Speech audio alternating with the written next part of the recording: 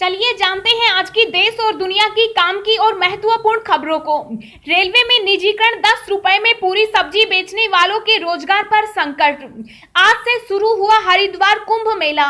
जाने वाले लोग पहले जान ले ये गाइडलाइंस। क्या आप भी मोटरसाइकिल पर बैठाते हैं बच्चे, देना पड़ सकता है जुर्माना। डिटेल में जाने मोटर व्हीकल एक्ट। इस बार 3 महीने भीषण गर्मी के लिए रहे तैयार। मौसम विभाग ने जारी किया अनुमान। सरकारी कर्मचारियों के लिए बड़ी खबर। सरकार ने पेंशन को लेकर किया ये बड़ा ऐलान, जानिए सब कुछ। केंद्र ने लिया BR अंबेडकर जयंती को पब्लिक हॉलिडे घोषित करने का फैसला, जारी किया मेमोरेंडम। 45 से ज्यादा उम्र वाले आज से ले सकेंगे कोरोना वैक्सीन। जाने कब, कहां और कैसे होगा टीकाकरण। जी हां दोस्तों, और भी बहुत बड़ी काम की खबरें निकल कर आ रही है, इसलिए वीडियो को शुरू से लेकर लास्ट तक जरूर देखना। और अभी तक आपने इस वीडियो को लाइक नहीं किया तो लाइक कर दीजिए। तो चलिए वीडियो स्टार्ट करते हैं। रेलवे में निजीकरण, 10 रुपए में पूरी सब्जी बेचने वालों के रोजगार पर संकट। जी हां, रेलवे में निजीकरण का मुद्दा संसद से लेकर स्टेशनों के प्लेटफॉर्म तक छाया हुआ है। स्टेशनों को निजी हाथों में सौंपने के साथ ही पारंपरिक खान पान स्टॉल की जगह फूड कोर्ट बनाने से लाइसेंसी वेंडरों में नाराजगी है। 10 रुपए में यात्रियों को गर्मा गर्म पूरी सब्जी उपलब्ध कराने वालों के सामने भी रोजगार का संकट है। अखिल भारतीय रेलवे खान पान लाइसेंसीज वेलफेयर एसोसिएशन का आरोप है कि खान पान व्यवस्था बड़ी प्राइवेट कंपनियों के हवाले की जा रही है। छोटे खान पान लाइसेंसीज की समस्याओं को सरकार नजरअंदाज कर रही है। लाइसेंसी वेलफेयर एसोसिएशन की मांग को संसद के बजट सत्र के दौरान भी सदस्यों ने उठाया।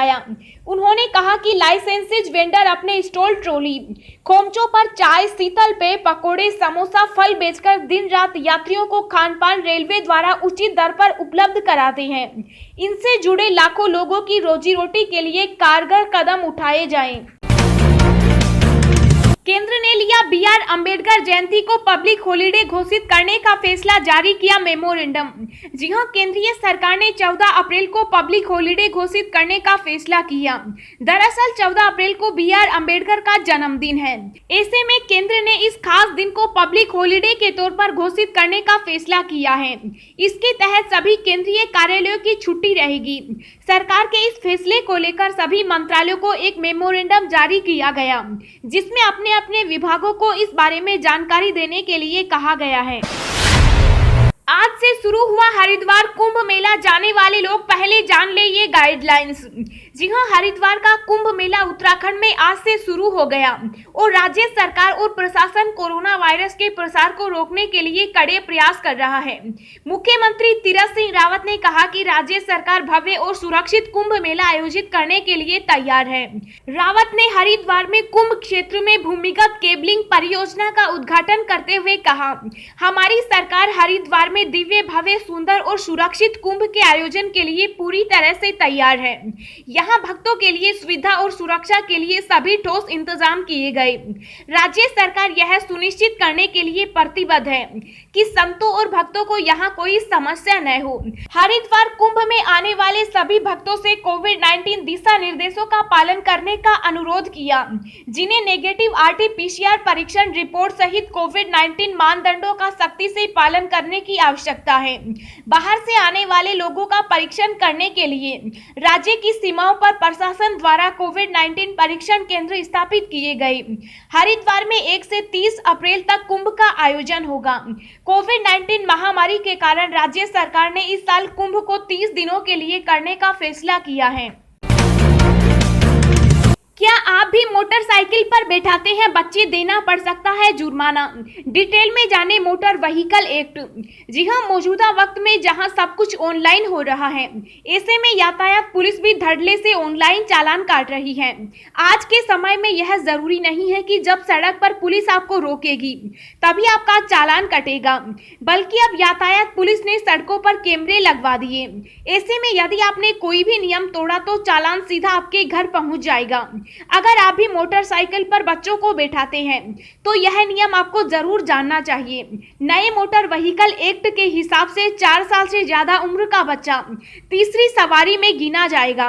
अगर आप 2 लोग बाइक पर जा रहे हैं और आपके साथ कोई बच्चा भी है और उसकी उम्र 4 साल से ज्यादा है तो आपका चालान कर सकता है। दरअसल नए मोटर व्हीकल एक्ट में 4 साल से ज्यादा उम्र के बच्चे को तीसरी सवारी में गिना जाएगा और अगर कोई सिंगल व्यक्ति 4 साल से ऊपर के बच्चे को अपने साथ ले जा रहा है तो बच्चे का हेलमेट पहनना जरूरी है। ऐसा न करने पर सेक्शन 194A के हिसाब से 1000 रुपए का जुर्माना देना पड़ सकता है। अगर अब आप कभी भी बाइक या स्कूटी पर निकलते हैं तो आप 2 लोग हैं तो अपने साथ 4 साल से ज्यादा की उम्र के बच्चे को न लें, वरना आपका चालान कर सकता है। इसमें भी आपको 1000 रुपए तक का जुर्माना देना पड़ सकता है। पेन से आधार लिंक करने की तारीख बढ़ाई गई, अब इस डेट तक कर सकते हैं अप्लाई। जी हां, सरकार ने आधार से पेन को जोड़ने के लिए आखिरी तारीख 3 महीने बढ़ा दी। अभी तक ये तारीख 31 मार्च 2021 थी, लेकिन अब उसे बढ़ाकर 30 जून तक कर दिया गया। पेन और आधार लिंक न होने पर 1000 रुपए तक का जुर्माना देना पड़ सकता है।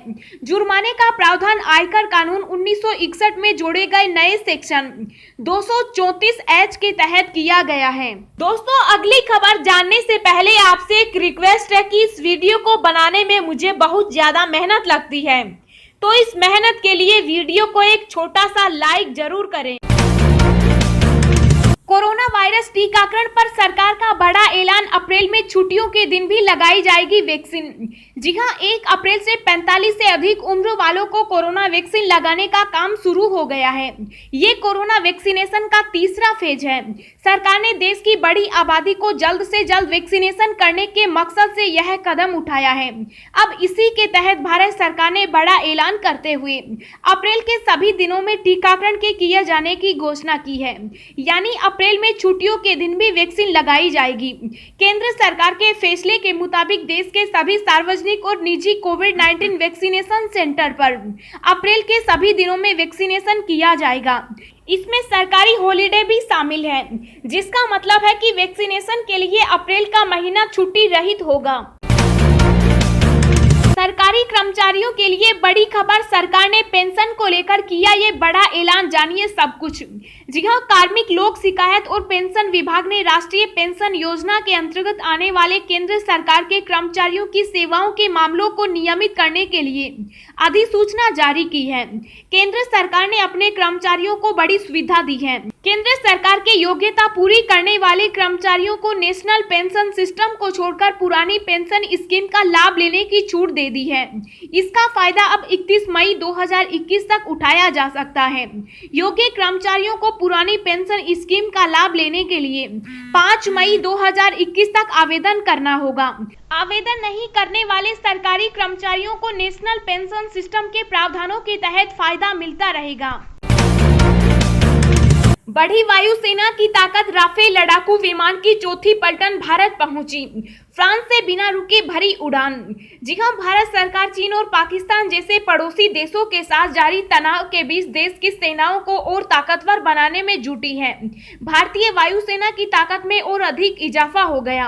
राफेल लड़ाकू विमान की चौथी खेप के तहत 3 राफेल विमान बुधवार को फ्रांस से बिना रुके भारत के अंबाला एयरबेस पर उतर गए। भारतीय वायुसेना ने राफेल की लैंडिंग का वीडियो जारी करते हुए कहा कि यूएई वायुसेना के टैंकरों द्वारा राफेल विमानों में रास्ते में इन फ्लाइट ईंधन भरवाया गया।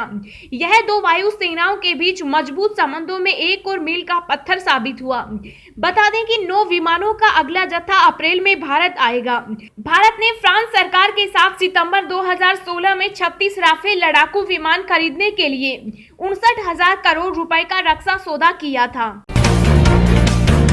कोरोना का कहर, फ्रांस में तीसरी बार लॉकडाउन की घोषणा, 4 हफ्तों तक रहेगी पाबंदियां। जी हां, कोरोना वायरस का कहर जारी है। वायरस की तीसरी लहर का सामना कर रहे फ्रांस में तीसरी बार लॉकडाउन लगाने का फैसला किया है। राष्ट्रपति एमेनुअल मैक्रों ने देश भर में 4 हफ्तों के लॉकडाउन की घोषणा कर दी। इस दौरान शिक्षण संस्थानों से लेकर कारोबार की जगह तक सब बंद रहेंगे। फ्रांस की तरफ से लिए गए इस फैसले के बाद माना जा रहा है कि यूरोप ने एक बार फिर महामारी पर नियंत्रण खो दिया। 45 से ज्यादा उम्र वाले आज से ले सकेंगे कोरोना वैक्सीन, जाने कब, कहां और कैसे होगा टीकाकरण। जी हां, कोरोना वायरस के बढ़ते मामलों के बीच पूरे देश भर में आज से कोरोना वैक्सीनेशन को लेकर बड़ा बदलाव हो रहा है। 1 अप्रैल 2021 से भारत में कोई भी 45 से ज्यादा उम्र वाले लोग कोरोना वैक्सीन ले सकते हैं। देश भर में अब सिर्फ 3 पैमाने पर कोरोना वैक्सीनेशन का काम किया जा रहा है। पहले 2 पैमाने में हेल्थ केयर वर्कर्स और फ्रंट लाइन वर्कर्स को वैक्सीन दी जा रही है। तीसरे पैमाने में अब 45 साल से अधिक उम्र के सभी लोगों को कोरोना वैक्सीन दी जाएगी। अगर आप सरकारी अस्पताल में वैक्सीन लेने जाते हैं तो वहां आपको फ्री में कोरोना वैक्सीन लगवाई जाएगी।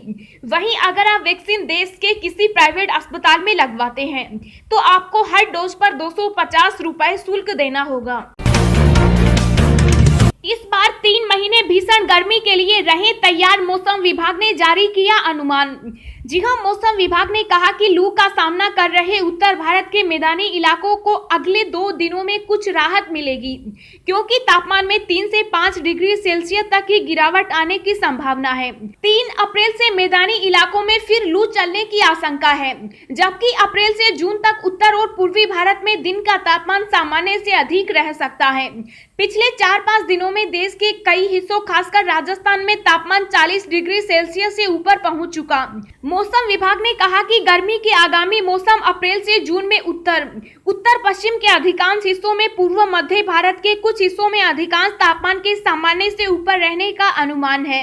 इस बार गर्मी रिकॉर्ड तोड़ने वाली है।